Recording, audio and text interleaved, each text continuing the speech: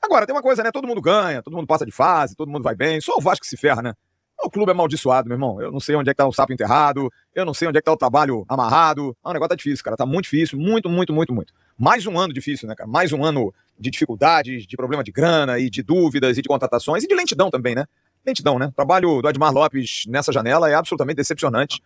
Pela falta de urgência, eu sei que tem um monte de implicativos aí, justiça e política e falta de grana, e tem que fazer, o que tem que acontecer, porém não justifica.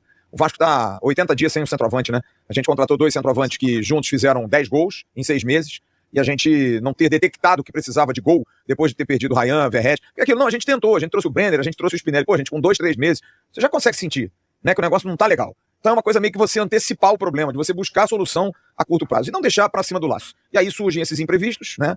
Liminar, justiça, ano de eleição, política envolvida, mexe em bastidores. E tá aí o Vasco de novo encrencado, enrolado, a gente vai falar já já. O Vasco já fez hoje na madrugada, né? Pessoal, pelo menos isso a gente não pode negar, o povo tá trabalhando.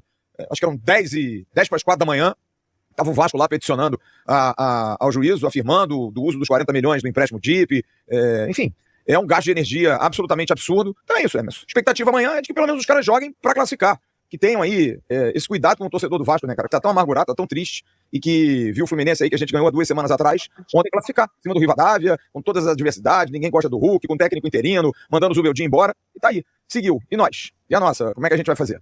Essa confusão do Vasco, né, envolvendo esse empréstimo, é porque a juíza, a Simone Gravesi Chevran, ela entendeu nesse momento que o Vasco ainda precisa passar por algumas auditorias, né, por órgãos, né, instituições fiscalizadoras e pelo Ministério Público, porque o Vasco pediu um empréstimo de 150 milhões de reais. Só que o Vasco, ele está no regime de recuperação fiscal, né, e aí ela entende que o Vasco fazendo um novo empréstimo de um valor tão alto de 150 milhões de reais, as garantias que foram dadas para que a instituição, para que a recuperação judicial fosse aprovada, elas estariam em risco, essas garantias, né, então precisa de uma aprovação agora do Ministério Público e dessas instituições fiscalizadoras, né, então o Vasco precisa de uma grana. O Bruno quer fazer um adendo ali. Inclusive, já tinha como previsão, dentro do processo de recuperação judicial, a liberação de mais empréstimo. E a administração judicial e a justiça e o Ministério Público não se opuseram, né, a esse empréstimo. Agora, a última cartada, no caso, ou seja, o Ministério Público e a administração judicial já tinham autorizado. E aí a última cartada seria agora dessa juíza, da 4ª Vara Civil do Rio, e ela recusou, né? Então, assim, o Vasco tem que voltar agora esse passo, fazer essas coisas que a juíza pediu, né, de uma nova auditoria, que aí só esse processo já pode demorar 15 dias, e aí a conclusão ser daqui a 30 dias, que seria depois do fim das janelas de transferências, né? Então, por isso, assim, só para o torcedor entender que tudo que tinha acontecido já tinha sido aprovado, só essa juíza agora, ela recusou, e aí agora esse processo volta, ou o Vasco vai lá e abre um processo de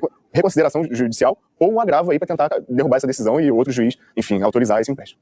Isso seria uma dor de cabeça, né? Porque se o Vasco perder essa janela de 24 dias aí pro fim da janela, que é 11 de setembro, né? É isso, é o fim da janela de transferência. Teria que, segundo, né, o Vasco e as informações do clube da necessidade desse empréstimo, precisaria dessa entrada de recursos para conseguir fazer outras negociações. Colocou isso, inclusive, nesse pedido de empréstimo. É bom lembrar que o Vasco já fez outros empréstimos, né? De 80, de 40 milhões. E entre as explicações é como estão sendo geridos esses recursos, uma vez que tem credores lá na fila de uma recuperação judicial para receber mensalmente, né, parte da sua dívida, que é como o Vasco tem pago esses credores dos últimos anos. Enfim, em meio a toda essa questão financeira que o Vasco já tem que resolver, né, e precisa administrar, pensando também nessa janela de transferência, contratação de jogadores, dos resultados esportivos que não estão acontecendo, né, muito pelo contrário, o time está afundado, vice-lanterna, né, do Campeonato Brasileiro, ainda tem interesse de outros clubes, né, porque hoje a gente tem uma notícia lá do GE. Globo também, de uma denúncia do Flamengo, a questão do fair play financeiro, por conta das tentativas de contratações do Vasco.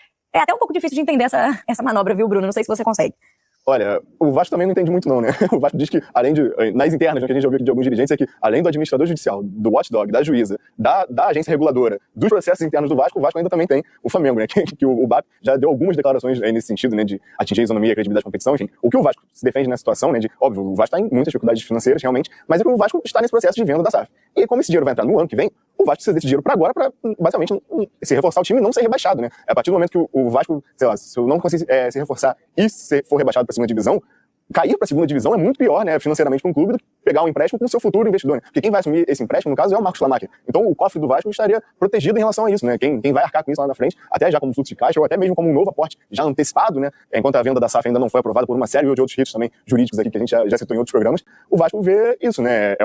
É político, né? É bastidor, enfim, o Flamengo tem o lado dele, o Vasco se defende aqui, falando que nesse momento a maior urgência é reforçar o time justamente para dar essa sequência, né, a temporada, e porque para os cofres do Vasco, né, que é o que interessa para o torcedor do Vasco, né, é o clube, né, em si, é fundamental reforçar o elenco, né, e para isso o Vasco precisa de dinheiro nessa janela, né, não só na janela do ano que vem. A gente não sabe como é que vai chegar o Vasco lá nessa situação, então é isso que o Vasco defende aí das acusações aí da gestão do Flamengo, né, do BAP. E o Pedrinho já disse várias vezes também, né, é uma guerra pública praticamente entre eles dois, né. Assim, ainda que não tenha peso, ou que não tivesse peso, a ação do Flamengo, que a ação do Flamengo, o que o Flamengo diz, não é nem o fato do Flamengo estar certo ou estar errado, é o que motivou o Flamengo a falar isso sobre o seu rival, quando existe uma série de situações, porque a gente falou, é o mesmo assunto do Corinthians, o futebol brasileiro é permissivo. Claro que a gente compreende que, do ponto de vista esportivo, a preocupação do Vasco seja reforçar o time, embora o próprio Vasco e outros tantos clubes sejam o maior exemplo de que reforçar time em janela não é garantia de absolutamente nada. Os times contratam e são rebaixados do mesmo jeito, porque contratam mal, porque os outros também contratam, porque fazem maus negócios, porque depois não pagam os jogadores e ficam numa situação delicada. Então, pra mim é uma inversão absoluta de prioridade, porque o futebol brasileiro é permissivo com esse tipo de coisa.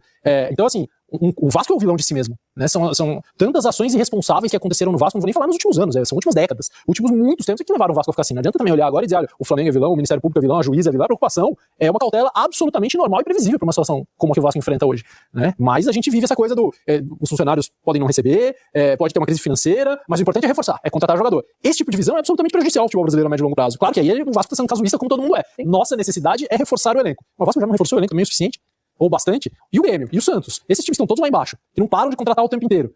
Então, também é um discurso que eu acho que também não dá pra gente colar, não dá mais pra aceitar isso, sabe? O Vasco precisa de dinheiro porque precisa contratar jogador. Perfeito. Então, tenha uma gestão responsável, administre melhor os seus recursos, contate melhor os seus jogadores, faça melhores negócios. Quando vende o Ryan lá no início do ano com uma justificativa absolutamente plausível, planeje melhor o resto da temporada. Porque senão você vai estar sempre precisando de jogador e fazendo loucuras mil pra que isso aconteça, contando com o dinheiro de um investidor que deve vir em algum momento. Mas que tá longe de ser uma prática saudável, né? É o seguinte, você acabou de falar sobre contratações ruins, investimentos errados. Informação do nosso GE. Globo que a gente coloca na tela para vocês. O Vasco, simplesmente, desde que Pedrinho assumiu a presidência do clube, gastou quase 200 milhões de reais para a contratação de atacantes, que a gente aponta hoje em dia como talvez o principal gargalo do Vasco. Né? Então, assim, jogadores que passam ali da casa dos 10 milhões de reais, né? Rinestrosa, que chega ali a 30 milhões de reais, né? Então, assim, Spinelli agora, mais recente, 12 milhões, né? Outros jogadores que a gente nem vê mais no elenco do Vasco, né? Então, assim, são quase 200 milhões de reais, 191 milhões de reais. Aí, quem a gente pode falar, assim? O Brenner, na hora que começou, fez 2 gols importantes, lesionou. Ali, desse assim, que certamente a gente pode falar, esse aqui tá trazendo retorno pro Vasco. O Andrés Gomes e Nuno Moreira. Só o Andrés Gomes é titular absoluto do elenco. Nem o Nuno Moreira é titular. Nem o Nuno Moreira. O Nuno foi importante no ano passado, no vice da Copa do Brasil, ele era titular. O Brenner, o Inestrosa e o Colídio, eu acho que não dá nem tempo da gente dizer, e mesmo o Spinelli, embora o Spinelli tenha menos expectativa ou perspectiva de que ele possa se transformar num grande jogador no Vasco. Tem mais minutos também. Tem mais minutos e tem mais limitações pra mim do que os outros, técnicas, mas eles chegaram agora, né? E aí que tá, quando você tá sempre no lugar galo, você não permite nem que esses jogadores tenham o tempo de dizer se eles funcionaram ou não, se eles deram certo ou não, você já precisa gastar de novo. Olha, precisa gastar porque o Inestrosa não deu certo, mas se você gastou 30 milhões no Inestrosa, 30 milhões de reais, pra 2, 3 meses depois chegar à conclusão se ele deu certo ou não. E pra gastar 30 milhões em mais um. Exatamente. Então, quer dizer, aí a culpa é da juíza, a culpa é do Flamengo, entendeu? Não tem como sobreviver assim, o Vasco não pode continuar fazendo isso.